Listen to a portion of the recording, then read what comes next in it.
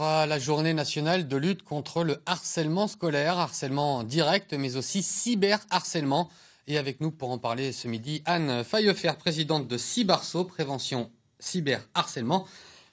D'abord, une définition importante, me semble-t-il. Quand parle-t-on de harcèlement et non plus de chahutage, asticotage, taquinerie?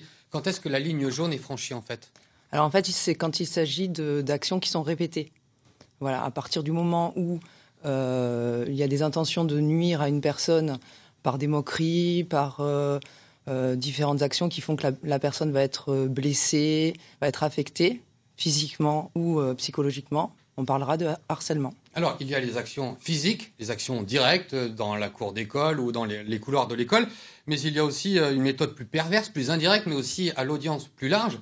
Le cyberharcèlement, quelle est sa spécificité? Voilà, c'est le harcèlement en fait qui existe via les réseaux sociaux et via l'utilisation des portables. Alors, deux spécificités à ce cyberharcèlement. D'abord, l'anonymisation du harceleur et aussi l'audience large. Alors, comment est-ce qu'on peut faire pour lutter contre ces deux facteurs? C'est ça exactement. En fait, le cyberharcèlement, c'est simplement une dimension supplémentaire au harcèlement. D'un côté, c'est sur une durée qui peut être très très longue. On a des victimes, ça dure pendant des années. Et puis aussi, ça peut aller, puisqu'il y a beaucoup de gens qui utilisent leur téléphone, même jusque dans leur lit.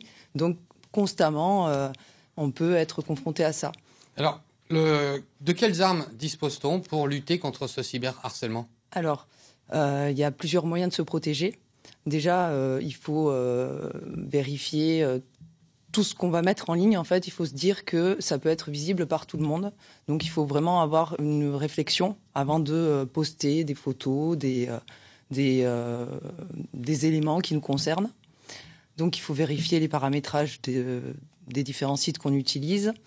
Et puis, si, dans la mesure du possible, utiliser des pseudos, de manière à ce qu'il n'y ait pas de lien direct avec l'identité de la personne. Alors, merci pour ces quelques conseils pour les enfants. Quels conseils vous donneriez maintenant aux parents d'enfants qui pourraient être victimes de cyberharcèlement, ou pas d'ailleurs?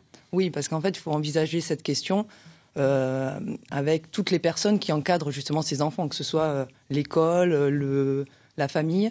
Et donc, pour les parents, plus spécifiquement, c'est justement d'éduquer au numérique très très tôt pour que, par exemple, dès l'école primaire, certains enfants ont accès à Internet, leur expliquer ce qu'on peut diffuser, ce qu'on ne peut pas diffuser, pourquoi. Donc, et justement, nous, avec le lycée international Victor Hugo à Colomiers, demain, on organise à destination des parents. Donc, on invite tous ceux qui le souhaitent à venir. Une réunion d'information. Voilà, une réunion d'information. Donc, ce sera salle Gascogne à 20h30. Merci beaucoup. Et pour plus de renseignements, rendez-vous sur votre site internet. Merci beaucoup. La pénurie de